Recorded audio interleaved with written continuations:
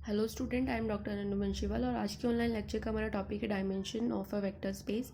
Topic जो है वो linear and complex analysis book से लिया गया है। और अर्लियर जो ऑनलाइन लेक्चर हैं उसके अंदर हम बेसिस की डेफिनेशन और उससे रिगार्डिंग कुछ थ्योरम स्टडी कर चुके हैं ऑलरेडी। अब इस टॉपिक के अंदर हम किसी भी वेक्टर स्पेस के डायमेंशंस कैसे निकालते हैं, क्या उसकी डेफिनेशन होती है, उसके रिगार्डिंग थ्योरम्स को डिस्कस करेंगे। तो सबसे पहले हम डेफिनेशन देखते हैं dimension of a vector space क्या होता है। A finite dimension vector space V F के किसी आधार में अवयव की संख्या वी एफ की क्या कहलाती है, डायमेंशन कहलाती है, जिसे D I M dim V से व्यक्त की करते हैं, यानी कि डायमेंशन को लिखने का ये शॉर्ट फॉर्म है हमारे पास में। तो यहाँ डेफिनेशन में हमने देखा कि किसी भी फाइनाइट डायमेंशन वेक्टर स्पेस की डेफिनेशन हम पढ़ चुके हैं। अगर फाइनाइट डायमेंशन वेक्टर स्पेस का कोई आधार है, कोई बेसिस है, और उस बेसिस में जितने नंबर ऑफ एलिमेंट्स हमारे पास में आ रहे हैं वो नंबर ऑफ एलिमेंट्स जो हैं वो आपके क्या कहलाते हैं, डायमेंशंस कहलाते हैं किसी भी वेक्टर स्पेस वी में। तो dimension of V equals to हम क्या लिखेंगे, उसे एन लिखेंगे। इसका मतलब हमारे पास में क्या है कि वी जो है वो एक एन डायमेंशनल वेक्टर स्पेस है। अब अगर हम कुछ वेक्टर स्पेस लें स्टैंडर्ड, तो जीरो स्पेस जो वेक्टर स्पेस होता है उसकी डायमेंशन हमारे पास में शून्य होगी, क्योंकि इसके अंदर कोई एलिमेंट नहीं है। इसके बेसिस में भी क्या होंगे, जीरो एलिमेंट होंगे, तो उसकी डायमेंशन भी क्या हो जाएगी, जीरो हो जाएगी। अगर हम आर स्क्वायर आर की बात करें, टू डायमेंशनल वेक्टर स्पेस की बात करें, तो उसके अंदर हम जानते हैं कि इस सेट के लिए जो बेसिस है वो हमारे पास में क्या होता है, स्टैंडर्ड बेसिस 1 0 और 0 1। तो इस बेसिस के अंदर दो एलिमेंट आ रहे हैं, इसलिए इसकी डायमेंशन कितनी हो गई, दो। अगर हम इस सेट की या वेक्टर स्पेस की बात करें, तो इसके बेसिस में हमारे पास में एलिमेंट आते हैं 1 0 0 0 1 0 एंड 0 0 1। ये इसके स्टैंडर्ड बेसिस होता है, तो उसके अंदर तीन एलिमेंट आ रहे हैं, तो उसकी डायमेंशन कितनी हो जाएगी, तीन हो जाएगी। इसी तरीके से प्रत्येक क्षेत्र के लिए, यानी कि फील्ड की अगर हम बात करें, तो फील्ड का ओवर फील्ड अगर हम वेक्टर स्पेस बनाते हैं तो उसकी डायमेंशन हमारे पास में क्या होगी, 1, क्योंकि इसके बेसिस में क्या आएंगे, सिंगलटन एलिमेंट्स आते हैं। इसका प्रत्येक एलिमेंट क्या होगा, इसका बेसिस होगा, इसका बेसिस जनरेट बनाएगा, तो उसका प्रत्येक आधार एक अवयवी यानी कि सिंगलटन सेट होगा, इसलिए डायमेंशन एफ ऑफ एफ क्या हो जाएगी, हमारे पास में 1 हो जाएगी। अब हम यहाँ पर फाइनाइट डायमेंशन वेक्टर स्पेस की कुछ प्रॉपर्टीज़ के बारे में डिस्कस करेंगे। तो सबसे पहले हम एक्सटेंशन थ्योरम डिस्कस करेंगे। ये बहुत ही इंपॉर्टेंट थ्योरम है और ये बाय नेम भी आती है कि extension theorem of vector space. तो इसका स्टेटमेंट भी आप लोगों को याद होना चाहिए कि एक्सटेंशन थ्योरम का स्टेटमेंट क्या होता है। तो सबसे पहले हम इसका स्टेटमेंट देखते हैं। Every L I subset of a finite dimension vector space V F, यानी कि वी एफ का हमने एक सबसेट लिया और वो सबसेट कैसा है, एल आई है, लीनियरली इंडिपेंडेंट है वो सबसेट। तो ये जो सबसेट हमने लिया है ये या तो वी का बेसिस होगा, और अगर ये वी का बेसिस नहीं है तो इसको एक्सटेंड करके हम इसको बेसिस की फॉर्म में ला सकते हैं या बेसिस की फॉर्म में इसको बना सकते हैं। तो हमें प्रूव करना है कि अगर किसी भी फाइनाइट डायमेंशन वेक्टर स्पेस का अगर हम कोई एल आई सबसेट ले रहे हैं तो वो एल आई सबसेट या तो हमारा बेसिस ही होगा, अगर वो बेसिस नहीं है तो उसे हम एक्सपैंड करके उसको हम बेसिस बना सकते हैं। ये हमें यहाँ पर प्रूफ करना है। तो इसको प्रूफ करने के लिए सबसे पहले जो जो चीज़ें हमें गिवन है वो हम लिख लेंगे, जो जो चीज़ें हमें पता है इस थ्योरम के अंदर वो हम यहाँ पर लिख लेंगे। तो सबसे पहले फाइनाइट डायमेंशन वेक्टर स्पेस है, और अर्लियर थ्योरम्स के अंदर हम पढ़ चुके हैं कि फाइनाइट डायमेंशनल वेक्टर स्पेस का एक बेसिस अवश्य विद्यमान होता है। तो हमने यहाँ पे क्या किया है, वी एफ एक फाइनाइट डायमेंशन वेक्टर स्पेस है और इसका एक बेसिस भी अवश्य यहाँ पर विद्यमान होगा। तो B equals to beta 1 beta 2 beta N हमने एक बेसिस कंसिडर कर लिया है। और चूँकि बेसिस के अंदर n एलिमेंट्स आ रहे हैं तो यहाँ पर डायमेंशन ऑफ v जो है वो क्या हो जाएगी, हमारे पास में n हो जाएगी। तो ये जो चीज़ें गिवन है उससे हमने ये स्टेटमेंट और ये थ्योरी लिखी है। उसके बाद में हमें क्या प्रूफ करना है कि L I subset of a finite dimensional vector space. तो हमने यहाँ पे क्या किया है, एक एस सबसेट लिया है और ये सबसेट कैसा है, एल आई है, और इसके एलिमेंट कैसे हैं, अल्फ़ा 1 अल्फ़ा 2 अल्फ़ा m। ये क्या है, वी का एक सबसेट है और इसके जो एलिमेंट्स हैं वो क्या है, एल आई हैं। तो हमें प्रूफ करना है कि या तो ये एस हमारे पास में वी का क्या बन जाए, बेसिस बन जाए, या ये एस जो है वो एक्सपैंड होकर वी का बेसिस फॉर्म करे। तो अगर ये हमारे पास में दो कंडीशन है कि अगर m जो है वो n के बराबर हो जाता है, यानी कि जो डायमेंशन है उसके बराबर हो जाता है, तो सिंपल हमारा s जो है वो क्या बन जाएगा, बेसिस बन जाएगा। और अगर m हमारे पास में n से छोटा है तो हम इसे क्या करेंगे, एक्सपैंड करेंगे टू बी अ बेसिस। इसको बेसिस बनाने के लिए हम क्या करेंगे, इसका एक्सपेंशन करेंगे। एक्सपेंशन का मतलब हम इसमें कुछ एलिमेंट एक्स्ट्रा अपनी तरफ से ऐड करके इसको बेसिस बनाएंगे। तो यहाँ पर हमें जितनी भी चीज़ें थ्योरम के अंदर गिवन थी उसे हमने लिख लिया है। तो बी हमने यहाँ पर एक बेसिस लिया है, dimension of V equals to N दे रखा है। एस हमने एक ऐसा सेट कंसिडर किया है जिसके एलिमेंट जो हैं वो एल आई हैं। अब बी जो है वो वी एफ का एक आधार है और बी के एलिमेंट्स क्या हैं, एल आई हैं। और बी जो है वो क्या करेगा, वी को लीनियर स्पैन करेगा। तो हमने यहाँ पर एक बी डैश सेट कंसिडर किया है जो कि एस और बी के यूनियन, यानी कि बेसिस और जो हमने सेट माना था एल आई वैक्टर्स का, उनके यूनियन से मिलकर हमने एक बी डैश सेट जो है वो कंसिडर किया है। अब ये जो सेट है ये कुछ इस तरीके का सेट है कि ये हमारे वी को क्या करेगा, एक्सपैंड करेगा, क्योंकि ये चीज़ तो वी को एक्सपैंड कर ही रही थी पहले से।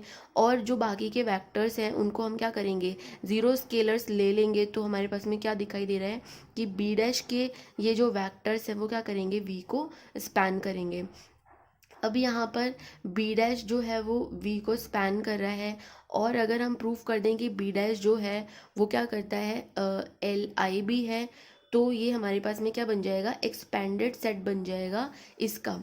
यानी कि इसको एक्सपैंड करने पर हमें जो सेट मिला वो हमारा बेसिस बन सकता है। अगर ये वी को एक तो स्पैन करें, दूसरा इसके जो सारे वेक्टर्स हैं वो अगर एल आई हो जाए, तो ये हमारा क्या बन जाएगा, एक्सपेंडेड सेट बन जाएगा। तो यहाँ पर हम चेक करेंगे कि क्या ये एल आई है या नहीं है। ये स्पैन तो कर रहा है, लेकिन हमें सेकेंड थिंग चेक करनी है कि क्या इसके वैक्टर्स जो हैं वो एल आई है या नहीं है। तो यहाँ पर ये जो वेक्टर्स हैं वो एल आई नहीं है, क्योंकि alpha one alpha two alpha M जो है उन्हें हम क्या कर सकते हैं, basis B one B two B N के एलिमेंट्स के लीनियर कॉम्बिनेशन के रूप में लिख सकते हैं। इसका मतलब ये जो एलिमेंट्स हैं वो आपस में एल आई नहीं है, दैट मीन्स ये क्या है, एल डी है। तो यहाँ पर हमने देखा कि अल्फ़ा को beta one beta two beta N के लीनियर कॉम्बिनेशन के रूप में व्यक्त किया जा सकता है। अतः बीटा डैश में एक ऐसा अवयव बीटा के विद्यमान होगा जो कि alpha one alpha two alpha M और beta one beta two beta K minus one के एलसी के रूप में व्यक्त किया जा सकेगा। अब यहाँ पर इस थ्योरी का मतलब क्या है, फर्स्ट हमने माना कि अगर ये एल आई होता तो यही हमारा एक्सपेंडेड सेट बन जाता, लेकिन ये एल आई नहीं है, क्योंकि हमें दिखाई दे रहा है कि alpha one alpha two alpha N जो ये वैक्टर्स हैं इन्हें हम beta one beta two beta N के लीनियर कॉम्बिनेशन के रूप में लिख सकते हैं, क्योंकि ये बेसिस है। और बेसिस का मतलब क्या होता है कि वी के जितने भी अवयव हैं उन्हें हम बेसिस के लीनियर कॉम्बिनेशन के रूप में लिख सकते हैं। इसका मतलब ये क्या है, एल डी है। अगर ये सेट एल डी है तो एल डी की थ्योरम से हम ये लिख सकते हैं कि यहाँ एक ऐसा वेक्टर ज़रूर विद्यमान होगा जिसे उसके प्रिसीडिंग यानी कि पीछे आने वाले वेक्टर्स के लीनियर कॉम्बिनेशन के रूप में हम लिख सकते हैं। तो अगर हम यहाँ देखें तो alpha one alpha two alpha M में से अगर हम कोई वेक्टर पिक करना चाहें तो किसी भी अल्फ़ा को उसके पीछे वाले वेक्टर्स के लीनियर कॉम्बिनेशन के रूप में नहीं लिखा जा सकता, क्योंकि ये सारे जो अल्फ़ा हमने माने हैं वो क्या हैं, एल आई हैं। तो कोई भी वेक्टर जो है अल्फ़ा का उसको उसके प्रेसिडिंग वेक्टर्स के लीनियर कॉम्बिनेशन के रूप में नहीं लिखा जा सकता। अगर अल्फ़ा को हम उसके प्रेसिडिंग वेक्टर्स के लीनियर कॉम्बिनेशन के रूप में नहीं लिख सकते तो हमें बीटा की तरफ मूव करना पड़ेगा। तो हमने माना यहाँ बीटा में से कोई एक बीटा के एक ऐसा वेक्टर होगा जिसके पहले बीटा के माइनस वन होगा, जिसके बाद में बीटा के प्लस वन होगा। तो बीटा के एक ऐसा वेक्टर हमारे पास में एग्जिस्ट करेगा जिसे हम उसके पीछे के जितने भी वेक्टर्स हैं उनके लीनियर कॉम्बिनेशन के रूप में लिख सकते हैं। अगर ऐसा बीटा के हमें प्राप्त है, ऐसा बीटा के यहाँ पर विद्यमान कर रहा है, तो हम क्या करेंगे, उस बीटा के को इस वेक्टर्स के सेट में से निकाल देंगे, एलिमिनेट कर देंगे, क्योंकि उस बीटा के की वजह से हमारा जो ये बीटा डैश है वो क्या बन रहा है, एल डी बन रहा है। तो हम क्या करेंगे, उस एलिमेंट को बीटा डैश में से हटा देंगे, एलिमिनेट कर देंगे। तो एलिमिनेट करने के बाद में हमें एक नया सेट बीटा डैश हमने कंसीडर कर लिया, और ये बीटा डबल डैश सेट जो है ये ऐसा सेट होगा जिसके अंदर से हमने बीटा के वाला एलिमेंट हटा दिया है। तो बीटा के हटाने के बाद में बीटा के माइनस वन बचेगा, बीटा के प्लस वन बचेगा, लेकिन बीटा के उसके अंदर नहीं आएगा। अब अगर हम इस वाले सेट पर विचार करें तो इस सेट में हमारे पास में alpha one alpha two alpha M आ रहा है, beta one beta two beta K minus one beta K plus one beta N आ रहा है। और ऑब्वियसली ये जो सेट हमारे पास में है बीटा डबल डैश, ये वी को क्या करेगा, एक्सपैंड करेगा। अब अगर हमें इसको बेसिस बनाना है तो पहली चीज़ तो हमने प्रूव कर दी कि ये इसको स्पैन कर रहा है। अब हमें क्या चेक करना है कि क्या इसके एलिमेंट एल आई हैं या नहीं हैं।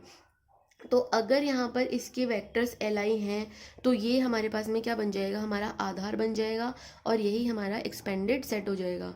लेकिन अगर ये एल आई नहीं है, एल डी है, तो हमें क्या करना है, हमें सेम वही प्रोसेस जो है फिर से रिपीट करना है कि अगेन यहाँ पर कोई एक बीटा के माइनस वन या बीटा आई कोई एलिमेंट इसमें होगा, जिसे हम प्रिसीडिंग वेक्टर्स के लीनियर कॉम्बिनेशन के रूप में लिख सकते हैं।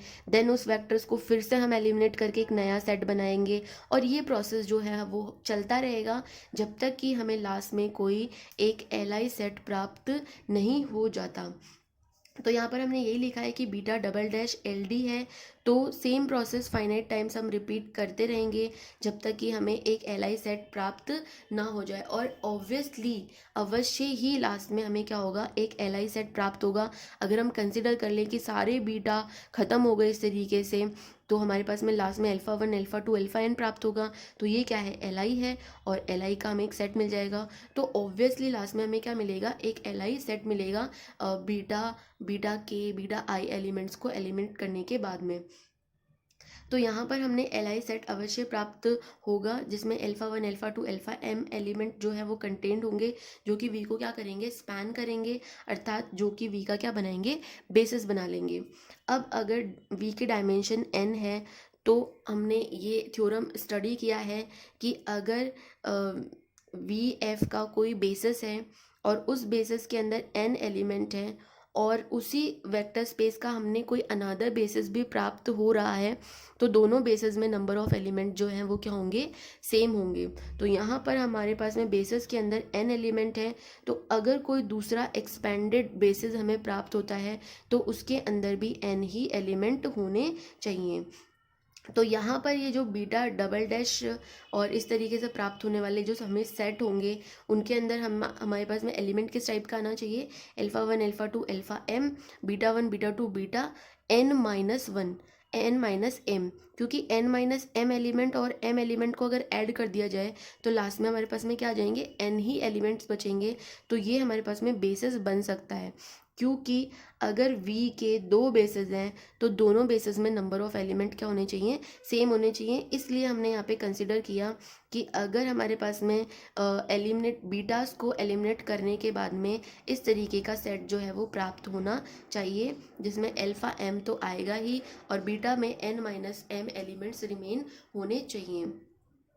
तो ये जो हमें प्राप्त होगा वो वी का एक बेसिस होगा, और ये जो सेट है वो क्या है, एस का एक्सटेंडेड फॉर्म है, क्योंकि एस के एलिमेंट्स तो हैं ही, साथ में हमने उसमें कुछ एलिमेंट और ऐड कर दिए, और ऐड करने के बाद में हमें एक नया बेसिस जो है वो प्राप्त हो गया। अर्लियर ये कंडीशन मैं डिस्कस कर चुकी हूँ कि अगर एम और एन बराबर हैं तो एस जो हमारे पास में सेट आएगा एल आई का, जो एल आई वेक्टर्स का जो सबसेट हमने कंसिडर किया था, वो स्वयं ही क्या बन जाएगा, वी का बेसिस बन जाएगा अगर एम बराबर एन है तो।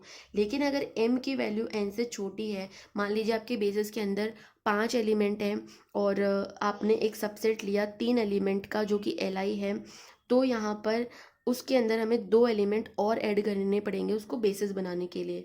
तो यहाँ पर हमने क्या करेंगे, हमने क्या किया कि बी को बी जो हमारा बेसिस है उसके n-m एलिमेंट्स को, जो जितने एलिमेंट S के अंदर कम पड़ रहे हैं उतने एलिमेंट हम B से कैरी करके S में ऐड कर देंगे, और S में ऐड करके वो क्या बन जाएगा, हमारा एक्सपैंडेड एक सेट बन जाएगा, और वही एक्सपैंडेड सेट जो है वो हमारा क्या हो जाएगा, बेसिस बन जाएगा। तो इस तरीके से देखा हमने कि अगर किसी भी फाइनाइट डायमेंशनल वेक्टर स्पेस का कोई Li सबसेट हमें प्राप्त हो रहा है, तो या तो वो Li सबसेट हमारा बेसिस होगा, या वो Li सबसेट एक्सपैंड होकर हमारा क्या बनाएगा, बेसिस बनाएगा।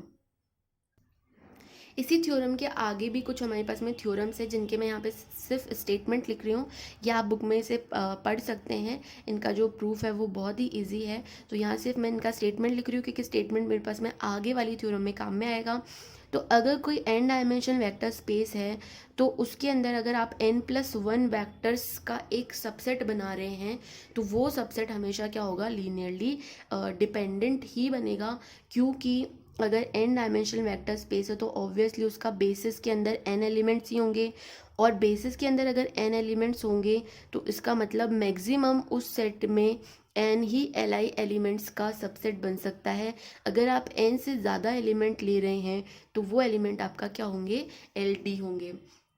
इसी तरीके से दूसरी थ्योरम का स्टेटमेंट हमारे पास ये है कि अगर n डायमेंशन वेक्टर स्पेस है और उसके अंदर कोई n Li वेक्टर्स का आपने सेट बनाया है, सबसेट बनाया है, तो वो हमेशा बेसिस ही होगा। और तीसरा स्टेटमेंट हमारे पास में कि n डायमेंशन वेक्टर स्पेस में अगर हम n वेक्टर्स लें और ये n वेक्टर्स जो हैं वो v को स्पैन कर रहे हैं, तो भी ये जो n वेक्टर्स का कॉम्बिनेशन है वो हमारा क्या बनाएगा, बेसिस बनाएगा।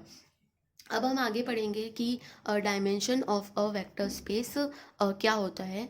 तो dimension of a vector space, सब स्पेस सॉरी, तो सब स्पेस का डायमेंशन हम किस तरीके से फाइंड आउट करते हैं, तो उसके लिए हमने एक थ्योरम देखेंगे, यहाँ पे थ्योरम स्टडी करेंगे। W is a subspace of a finite dimensional vector space VF, then या तो W की डायमेंशन V के डायमेंशन से कम या बराबर होगी, या अगर W और V दोनों बराबर हैं तो डायमेंशन ऑफ W और डायमेंशन ऑफ V क्या हो जाएगी, बराबर हो जाएगी। तो यहाँ पर सबसे पहले हम क्या करेंगे, VF एक फाइनाइट डायमेंशन वेक्टर स्पेस हमें दे रखा है और उसकी डायमेंशन हमने कंसिडर कर ली n है, और W जो है वो V का क्या है, एक सब स्पेस है। तो dimension of V equals to n अगर हमें दे रखा है तो हमने अभी अभी पढ़ा है कि अगर n से ज़्यादा एलिमेंट का हमने कोई सबसेट लिया तो वो क्या होगा, LD बन जाएगा। तो इसलिए यहाँ पर जो W हम V का सबसेट लेंगे उसमें अधिकतम सिर्फ n ही सदस्य हो सकते हैं, n ही वेक्टर हो सकते हैं, और ये n वेक्टर्स कैसे होंगे, Li होंगे। तो माना W में सबसे बड़ा Li सदिशों का समुच्चय हमने S इक्वल्स टू α1 α2 αm ले लिया। अब m के ऊपर कंडीशन है या तो m n के बराबर होगा या m जो है वो n से छोटा होगा। यदि अल्फा W का कोई अवयव है तो हमने एक नया सेट कंसिडर किया S1 इक्वल्स टू α1 α2 αm, और ये जो सेट है वो क्या होगा, LD होगा, क्योंकि हमने ये कंसिडर किया है कि S के अंदर W के Li वेक्टर्स का ये सबसे बड़ा समुच्चय है। इससे ज़्यादा अगर आप वेक्टर्स का कोई सेट लेते हैं तो वो क्या होगा, LD हो जाएगा। अगर ये LD है तो अल्फ़ा को हम रिमेनिंग जो वेक्टर्स हैं उनके लीनियर कॉम्बिनेशन के रूप में लिख सकते हैं।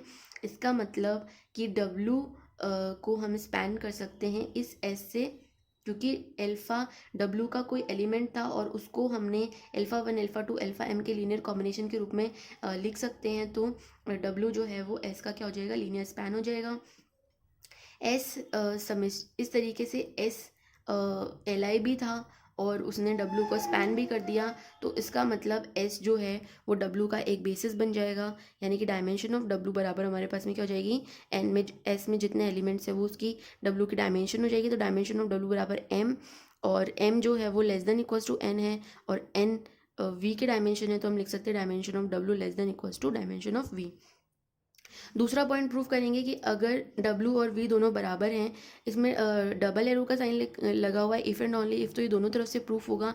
एक बार हम लेकर चलेंगे W बराबर V और ये प्रूफ करेंगे, एक बार हम लेकर चलेंगे ये और W बराबर V हमको प्रूफ करना होगा। तो W बराबर V हमने कंसिडर किया, तो W बराबर V दो ही कंडीशन में हो सकता है, या तो W V का सब स्पेस हो या V W का सब स्पेस हो। अगर W V का सब स्पेस है तो dimension of V less than equals to dimension of V हो जाएगा इस थ्योरम से, इस स्टेटमेंट से। इस तरीके से अगर V W का सब स्पेस है तो dimension of V less then हो जाएगा डायमेंशन ऑफ W से, और दोनों कंडीशन तभी फुलफिल हो सकती है जब डायमेंशन ऑफ W बराबर हो डायमेंशन ऑफ V के। कन्वर्स पार्ट में हमने माना कि डायमेंशन ऑफ W और डायमेंशन ऑफ V जो है वो बराबर है n के। तो यदि B बराबर अल्फ़ा 1 अल्फ़ा 2 अल्फ़ा n हमने स्पेस W का एक आधार हो, तो एल बी जो है यानी कि W जो है वो इस बेसिस से क्या हो जाएगा, जनरेट हो जाएगा। परंतु B जो है वो स्पेस V के n Li सदिशों का सेट है, तो ये क्या करेगा, बी जो बेसिस है वो वी को भी क्या करेगा, स्पैन करेगा, और ये डब्ल्यू को भी स्पैन करेगा। और इन दोनों जो इक्वेशंस हैं इनसे हम क्या लिख सकते हैं, डब्ल्यू बराबर हो जाएगा किसके, वी के। अतः अगर डब्ल्यू बराबर वी है तो इन दोनों की डायमेंशन भी बराबर होगी। अगर दोनों की डायमेंशन बराबर है तो डब्ल्यू क्या होगा, वी के बराबर होगा।